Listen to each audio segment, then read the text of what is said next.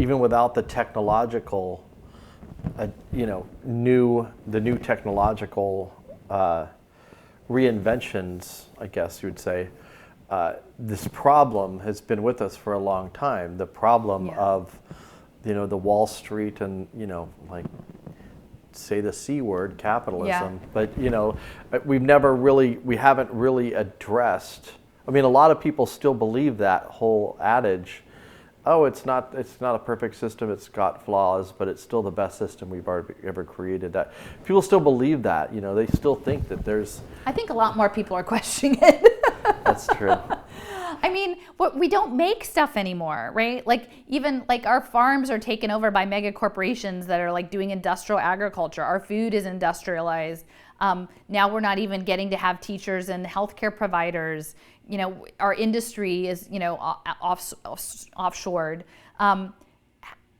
How do we get back to having a real life and having some control over that? Because we're living in a debt finance matrix, and we're servants to that. So I don't know if it's worth going into, but we were talking about this is probably even outside of your study, but about the RNA.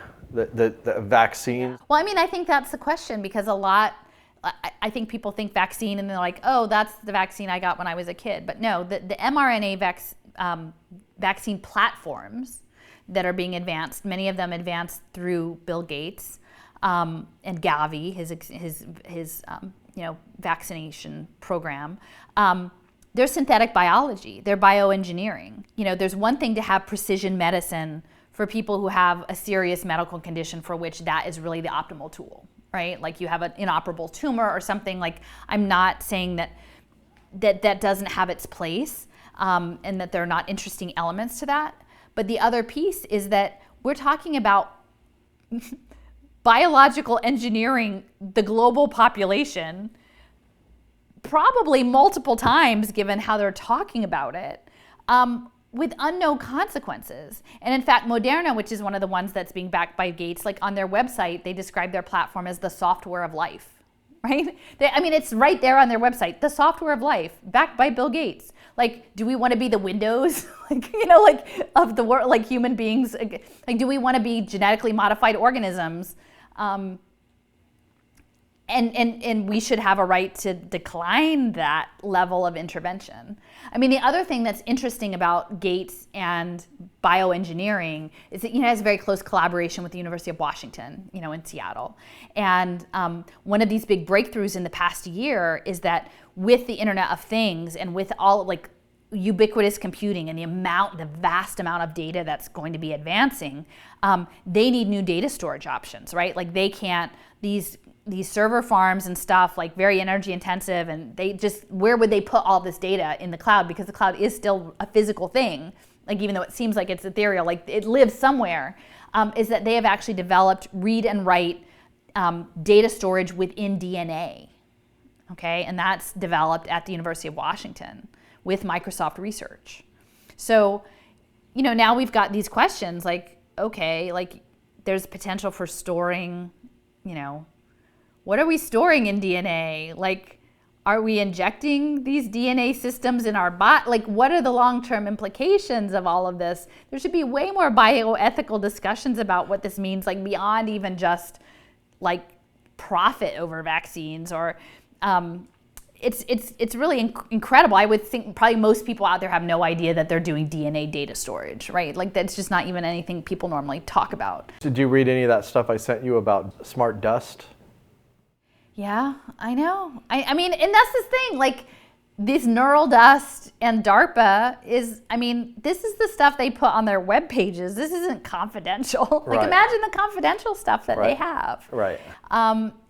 So I talk a lot, I think, different ways of thinking about things. And I think about, the cyborg world and the people who would prefer not to be in the cyborg world. And I feel like the cyborg world is antithetical to liberation, and so I think a lot that it merits looking at what are the historic precedents for resistance to enslavement and how Black people and Indigenous people have resisted these systems of domination. And I think looking at slave revolts and looking at these other, it's really useful to think about, because there clearly are groups of people who have been operating and surviving under these systems for a very long time. We have a lot to learn from. But I think about marriage, which is sort of Afro-Caribbean, but also like in Brazil and in the dismal swamp of North Carolina, where the slaves would sort of back up and escape and create their own communities, these subaltern communities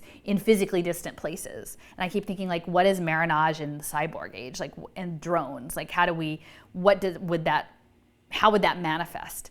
But that is just your physical nature. Like, I'm almost thinking, like, are we in a position that we would have to consider, like, mental marriage, like where we actually somehow have escapism to control our own thoughts and mental processes, if we're in a position where through nanotechnology, our neural links or things that our consciousness can be changed in ways that we may not even be aware of, like in terms of personal autonomy at the cellular level, at your bodily level, but also in your mental level. It's a lot to think about. Right. Mental slavery. Tinfoil hats. No. Well, I mean, this is real technology. Yeah, no, I know. And I have to say, like, the thing I wanted to mention about the Gates and the mRNA is that they were talking about, like, I know a lot of people sort of throw off, oh, it's not a chip. They're not putting a chip in you. Like, no, they don't need to put the chip in you yet. But what the delivery device that Gates was backing was a quantum dot tattoo, which had data elements in it. And when I was trying to sort of look at what was happening in New York in terms of the health impacts, I was thinking, was it environmental? And I was looking at nanoparticulates and nanotechnology. And the Gates quantum dot tattoo is a nanoparticular. The delivery system involves nanoparticulates, which the medical research indicates can have negative impacts on respiratory function. And that's been well documented for a decade. And many of these nanoparticulates are framed as medical devices, which are much less regulated than drugs. They're just tiny little machines in you. So there's just a lot of stuff that we should be talking about, like, not to mention tying this to health passports. Even if they don't use the quantum dot tattoo, if these new Defense Department injections have an RFID chip, like not a chip, but an RFID barcode that can be attached to your digital identity, they don't need to chip you. Your phone is your chip. Until eventually the phone goes away and we're all just doing wearable technology or implantable tech. And I don't know how long it will take us to get there. Clearly we're going faster than I thought. We haven't really talked about 5G, but do you want to say anything about, the rollout of 5G?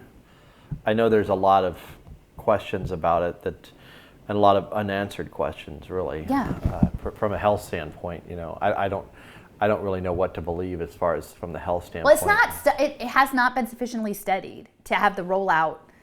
So what people need to know about 5G is that these small cell installations have a very limited reach. So there have to be many, many more of them, like every 1,000 feet or something. So there's way more small cell installations that are needed for 5G. And they don't even do well off trees. Like some places are like, oh, we should just cut down all our trees and have metal trees that accommodate the 5G. I mean, it's incredibly anti-life. I mean, and so these local governments have no say in how these small cells are installed or what happens to them. So even from a local government standpoint, even Seattle government pushed back about this and tried to sue them because the FCC said, no, you have no say in any of this 5G installation. So even the fact that the city of Seattle was questioning it says a lot, I think. There's a coalition of 240 scientists that have been petitioning the World Health Organization and the UN Environmental Program about the impacts of 5G to study it and mitigate potential negative harm. I mean, they're not just saying don't do it, but they're saying understand the nature of it and do everything you can to minimize harm. And that has not been addressed. And it hasn't been addressed because the fourth industrial revolution runs on the Internet of Things. And it's not just 5G.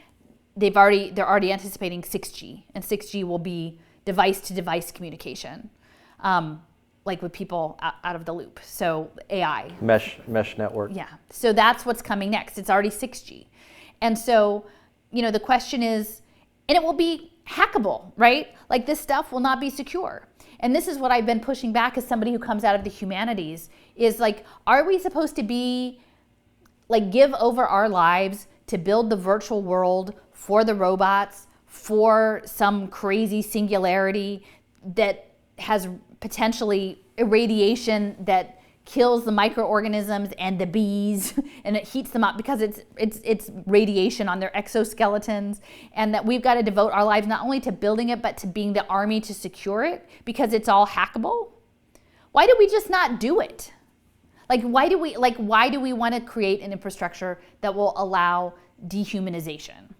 I mean, I'm just not buying that we should have to do that. And so the World Health Organization and the UNEP won't, because the Sustainable Development Goals and the impact investing need the 5G to happen.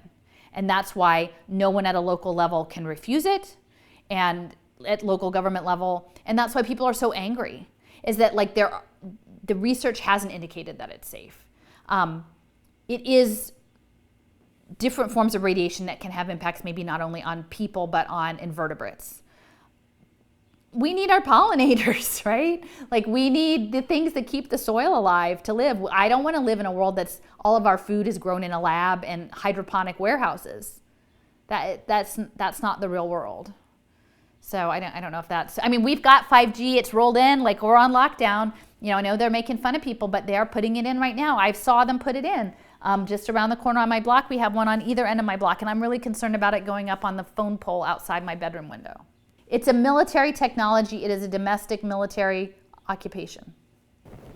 Makes sense. In terms of having this conversation, what are your thoughts about, the media and how it basically prevents any real discussion? There's an utter lack of intelligence on the supposed left and the supposed right, when it comes to the media. And there's an utter inability. Well, I've experienced this more than you have. But, for people to actually engage in intelligent conversation about a lot of these things, it's just complete shutdown. Nope, you're an anti-vaxxer, you're a conspiracy theorist, and just like name calling, and there's no actually engagement in the content itself. It's like, okay, let's actually look at the arguments that are being made. What are your thoughts on kind of like the divide and conquer things that seem to be going on in this country, and probably around the world too, but I can speak for this country. Yeah. It seems to me, my whole existence for the most part of my adult life has been about facilitating conversations. Yeah. So I would show a documentary and I would say, hey, if we all if you disagree, here's the microphone. Sure, tell you what you think. What do you think? You disagree? I disagree, and I would chime in. Right. And it was just like there's the ability to have actual conversations has been dampered quite a bit, like especially with the coronavirus. Now that people are like terrified and it's like I'm promoting mass murder or something by questioning. Well, the thing that I find frustrating is that like very few people, I don't know, for me, like I understand Davos, like I understand this is a global situation. I understand that this is about powerful financial interests that are transnational. Most people don't think that way, right? Most people are thinking about their community, their country, the partisan politics, like what side they're on, and they feel like this polarization keeps everybody really busy and angry, but it doesn't ever let them look to see the real nature of the threat, right? And I think like very few people, like, oh, sorry, wait, I guess there's a Philly cracks me up. I know. I'm like, where are the wheelie kids? The only place you could see people, last night when I got into town, I saw like people on dirt bikes and four-wheelers, like just going down the middle of the fucking street. I'm like, see, the gotta thing love is, like, Philly. I have Philly. Like, I love the resistance of Philly. Like, I came here and I appreciated all the wrong things about it, and now I'm like, oh my gosh, there's like the best resistance stuff here.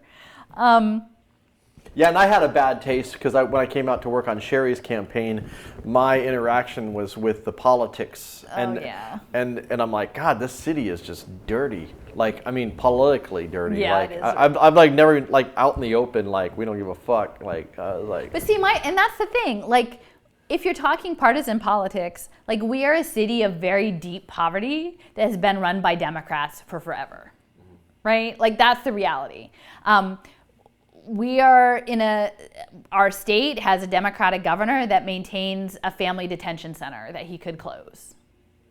Like one of 4 family immigrant detention centers, and it's the Democrats, right? So when people are really hyper partisan and really like angry about these things, I'm like, yeah, but like in my community, the people that I'm up against are the Democrats. That's just what it is. Like, I'm fighting this. They're not on the right side. I'm not saying the Republicans would be on the better side, but I'm fighting the status quo, and the status quo is the Democratic Party. So once you understand that we're dealing with what's being put into place is global finance that's embedded in Philadelphia. Like, a lot of those global financiers come straight out of Wharton, and they live out on the main line, and they have ties to my community, but they're operating at a global level. And most people can't get there because I think their identity is wrapped up so much in being part of a community and reinforcing where they are in that community. And they don't want to be wrong. And they don't want to look stupid either. You know what I mean? Like, so it just continues to double down. And the fact that we're living in a digital world mediated by algorithms that create feedback loops that guide people's, and I'm not talking about like fake news or like trolls or things. I'm just saying, like, the way you consume media reinforces certain patterns that creates more and more extreme behaviors. And so and it lacks nuance, right? Like, these digital situations totally lack, like, I'm always so grateful to, like, when I get a chance to meet somebody I know online in person, I'm like, we're not robots, like, we're actually real people, right? Like, it's great to see you. Right. So it's not conducive to dialogue because the media, as the role of the media, both the mainstream media, the social media, even the alternative media, is to have people not look at the thing. Because if we all looked at the thing and we saw it with clarity, as John Trudell, like, clear thinking human minds, if we used our brains and we looked with clarity, we would be an incredible threat to what's coming. And so we're in the process of being managed through these platforms, largely. Yeah. Do you want to say anything more about the fear and the COVID? Because I just think that's really relevant in terms of being an obstacle to getting people to look at some of these other things. At least that's just been my experience. I think my position is that I wish, like, it feels like decisions are being made beyond the reach of the people. And that there isn't space to weigh the possible risks against the consequences of the decisions as a whole community. In a sense of, this is the thing you hear a lot about blockchain is trust. Like, we've really eroded trust. Trust in our government, trust in one another, trust in the facts. Like, we have very little trust until, like, the tech people sweep in with, like, blockchain is your trust. But, like, if we lived in a world where we respected one another and we had empathy, like authentic empathy towards one another, I think we could have more robust conversations about risks and benefits of how to deal with what's unfolding. But that's not how it's happening. That's not meant to happen that way. Clearly what's happening is that there are playbooks, right? Like, there are playbooks that are rolling out. Region 1 does this, Region 2 does that. Like, it's a very structured response. It's not organic. It's not like one community decides to do things a certain, for the most part, with community input. Like, for me, that is what is meaningful, like, in my worldview, is that people should have the right of free association of their lives and their labor, and they should have an ability to have some control over that and what their future is. Presuming, again, you're not harming other people in the process. And we're not there with this situation. Yeah. I mean, if there was a space of trust and communication and there were dialogues meant and decisions were made that were perhaps not my first way of doing things, but I felt like there was consensus and people were heard, then it would be very different than just being handed edicts. And I have to say, like the contact tracing, the digitization, the surveillance state, these laws that imply that they can take possession of people's bodies for disease surveillance, people who may be asymptomatic, the implications of that for people's family structures, it's really, really concerning. Mm-hmm. You didn't talk about Wharton. Do you want to say a few words about Wharton? Before I understood about Arthur Rolnick and Stephen Rothschild, who jump-started things back to the mid-90s, I initially thought that the key person, and she still, I think, is a key person, Judith Rodin, who was the former president of Penn, who, when she left Penn, became head of the Rockefeller Foundation. Okay, so the Rockefeller Foundation was the organization that coordinated this new game in the sort of lead up to, it was like 2007-8, so like the last crash, which essentially the upending of the social fabric that last decade really has paved the way for the poverty and the gig economy that is now going to be harvested for this human capital program. So Wharton, is the business school of Penn. There's a lot of innovative finance that comes out of Wharton. Their intersection of Wharton with Angela Duckworth, who's the character lab person, who's the grit professor. She's made her reputation in grit and using technology to make us make good choices. That's being backed now by Chan Zuckerberg. But there's also a lot of innovative healthcare systems that are tied to Wharton, and healthcare tied to behavioral economics and wearable technology that's connected to Wharton. There are individuals there that are connected to like Kevin Werbach is a very prominent professor in gamification and blockchain. So it's not just Wharton. I mean, in many respects, Wharton has a lot. Harvard Kennedy School is that's where the social impact bond lab was, or it has been. I think it changed into the government performance lab. But Harvard Kennedy School and Michael Bloomberg is very well plugged into all of that. And Stanford. Stanford is another huge piece. Stanford Social Innovation Fund has done a lot around innovative finance and predictive analytics and behavioral economics. So there are these different esteemed institutions that are all connected in building this apparatus. I will also say, I forgot, so I had mentioned earlier about the Macarthur Foundation and this grant, this $100 million and change grant that went to the AI tablets for the Syrian refugees. That competition, there were several hundred people that made it to the final round. Those who didn't get the $100 million were sort of swooshed over to a program that's based at Penn called the Center for High Impact Philanthropy. So now they have a database of all of these vetted programs, evidence-based programs that impact investors can come in. So the other piece about Penn is that the School of Social Sciences and this high impact philanthropy is also operating some of the apparatus of this, hosting these, here's our Rolodex of, wonderful impact opportunities. So a lot of the modeling for the learning ecosystem has been advanced through white papers through an organization called KnowledgeWorks. KnowledgeWorks is backed by the Gates Foundation. It's based in Cincinnati, and that is important because Procter & Gamble was actually in on the ground floor of a lot of this, and Procter & Gamble was the home of the early development of the Internet of Things. So KnowledgeWorks advanced this concept of the learning ecosystem where you would just collect competencies. This is tied to competency-based education, also known as mastery or proficiency-based education, that you would sort of demonstrate skills in different things, and through these new technological systems, they would zing, go up into your learning locker to show that you've checked the box. And this idea that you remove seat time, you don't have to be in school any set number of hours, this idea that you would do they frame it in really lovely terms like pursue your passion and do project-based learning and work-based learning, and you can become the person you want to be. Like that's presuming a 14-year-old actually knows what their life trajectory is going to be in the world of the robots.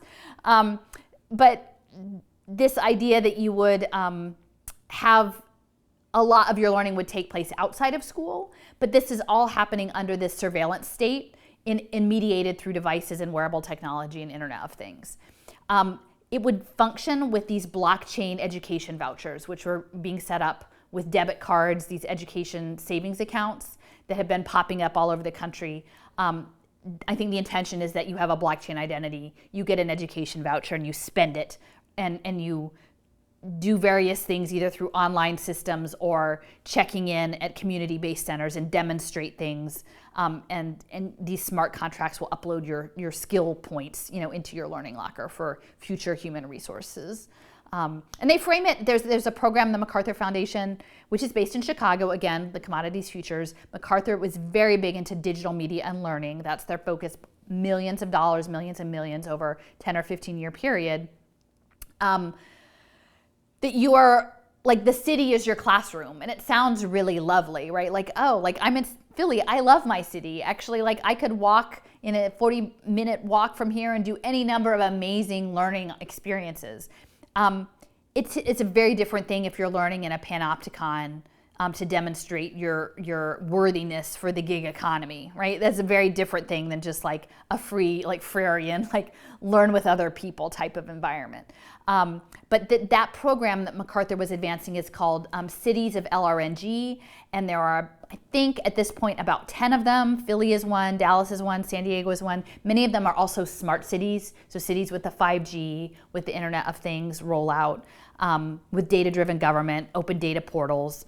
And I think there's questions with this learning ecosystem model that I've had. Like in Philadelphia a few years ago, there were 2 black men arrested in a Starbucks for just like waiting for a business meeting, right? Like it was a big national thing. It was terrible. So what does it look like for a learning ecosystem when you're a young black man, right? And you're on a tablet, like in the city in a place that you're perceived not to be welcome, right? But you're just learning in the ecosystem, right? With an increasingly militarized high-tech policing systems, right? Like there are many, many questions that we have to ask about, like what does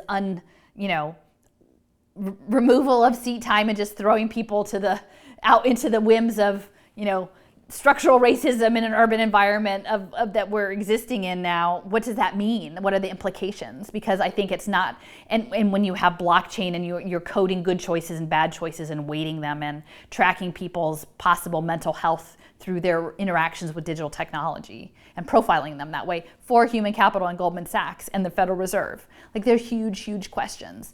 So this idea of a learning ecosystem, of collecting skill points in an urban environment, if you're a person for whom that urban environment is not a comfortable place, through devices, being profiled, increasingly they're tracking affect through facial recognition through these devices and making presumptions about people. There's just a lot of ethical concerns about this model when you layer in like ongoing structural racism into the equation and what it means, who is preferenced in these situations. And I would say, having lived through navigating the Philadelphia public school situation, for our family, I was privileged and it worked for us. We had a kid for whom it worked for them. We ended up in the places they claim to be the right places, whatever that means, right? Like we have one child for whom they did not have that many challenges to face. It's still exhausting to navigate this choice process. And even with all of the social capital that our family has. The idea of losing school as a physical place beyond a drop-in center and being a parent, maybe a single parent, maybe a parent for whom English isn't your first language, maybe you have multiple kids, maybe you have a child with complex learning needs, navigating It's not just navigating your child's elementary school, then trying to get a middle school maybe and a high school. Like, that's hard enough. Imagine that learning in an ecosystem is for every kid putting together 20 different badging opportunities and navigating transportation and navigating like the blockchain payment systems for that, times multiple kids, some of whom have special needs. Like, what does that actually look like? I don't think we're prepared before we roll out this ecosystem thing, because the Macarthur Foundation and the impact investors say that they want the human capital data analytics. We need to talk about it. And it could be that some people, like, I'm wrong, and some people find it amazingly liberatory to live on the blockchain and navigate these things, and they think that it's not that some people get shunted at young ages into like dead-end tracks. But I have a lot of questions about that. So I think it should be a very robust public discussion and something that isn't predetermined by this lockdown, online education, crappy stuff that we're coming to. So it seems like that, it's like this is kind of a top-down command and control dictation of how things should be, education and many other fields.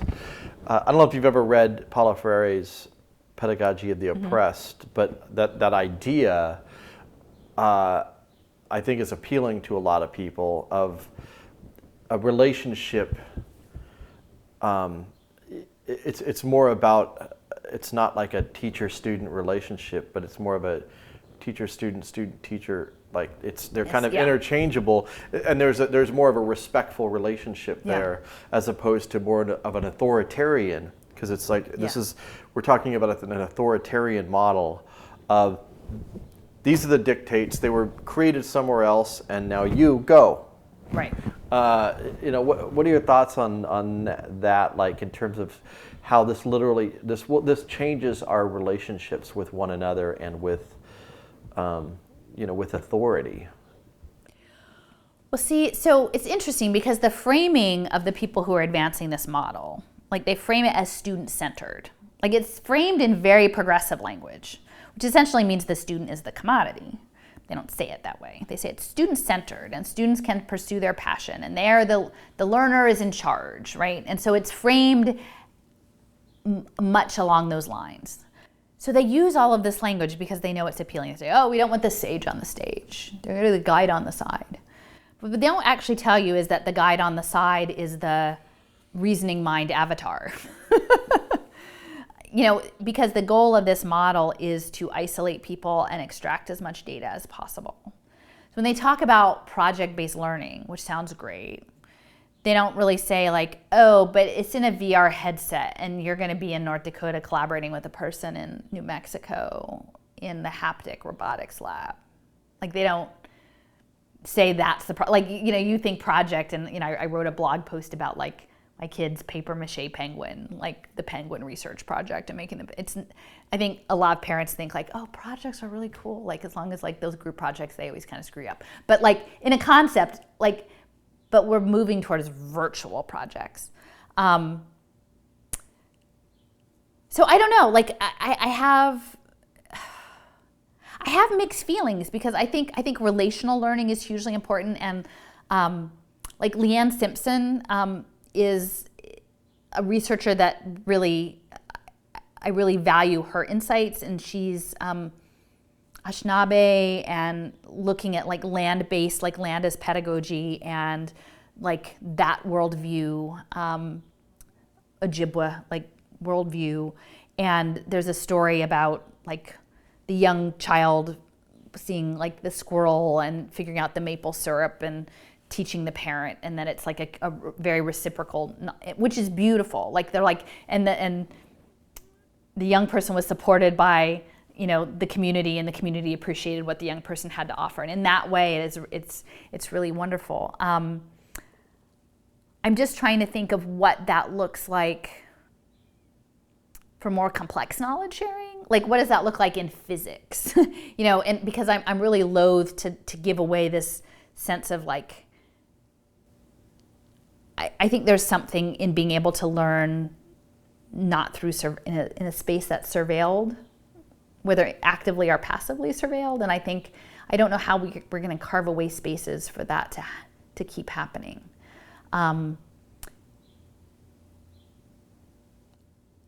And I don't know, like I'm not an expert. I mean, there's part of me, I think they put a lot of pressure on kids, this new model, to make all their own decisions in ways that are hard. Like sometimes people need a little structure. Like just throwing everything open and being like, just you be the decider and you're 7 years old. Like there is a certain thing like we've seen in the education space where they're like, just do whatever you want. And like kids are not necessarily gonna, I don't know, like from a Freudian standpoint, like we're not in a society that we're like, maybe unschool, like maybe in that setting it works, but like all that I have seen when I was working in education was that people actually did appreciate having some guidance. Like not necessarily authoritarian guidance, but someone like mediating that relationship. So it feels like there must be kind of some sweet spot. But at the same time, I'm not about hierarchy and like that you need to be credentialed to have knowledge, because clearly there are many people who have like knowledge to share that haven't gone through non-traditional channels. Well, and having it be human-centered rather than institutionally centered, I think is relational. a huge difference. Like having a person who's flawed and may fuck up is less. I'm less concerned about that than the impersonal, institutional, models of this is how you do it. And maybe, I don't know. I mean, maybe all of this very high learning like is moving us into this tech thing that we have people who can do very sophisticated things, but they can't really think about the implications of what it is they're doing. Compartmentalization. I think so. Yeah, for sure. Like, do we really want to like eliminate the world? I'd prefer not. And I just think a lot about this idea of what it means to be a professional, which is you as a professional, you're supposed to remove yourself from the equation. You're not supposed to have emotions or feelings or objections to this. This is what your job is. You do what your job is set to do, and it's the ability to remove the human being from this whole process, even of your own life. Like you're conditioned, you're trained to do your job as a professional, and that kind of scares me too. Well, that's why I feel like in some ways I operate in an interesting space, because the work that I do, I'm not doing it because I'm paid to do it. I'm doing it because I feel really compelled to do it because of the consequences of not doing it. And the space in which I work, which is mostly my blog and talking to people, doesn't require me to be credentialed. If you value what I have to offer and say in my blog, awesome. If you don't, that's fine. I don't really have anybody leaving me nasty comments, but like you can walk away from it. But I can use this space. I don't have to be peer reviewed. I don't have to be academically published. I don't have to be like getting some, money from some magazine or newspaper in the thing. I'm just doing it to express my view of the world and hopefully connect with other people for whom that resonates and maybe they have something to add. I wish I had more comments on my blog. It would be nice to be more interactive there, but it's not. But I'm just really lucky in that my life circumstances are that I have a chunk of time to do this thing.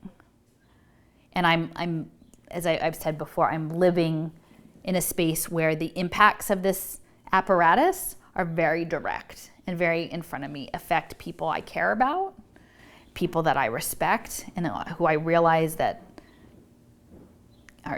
this system is just a harsh and brutal system. It's not just an abstraction. So, but I also have the presence, the physical supports to do the work in a way that people who are in the middle of these crises are not in a position to do. And I just hope I can do right by that. I don't.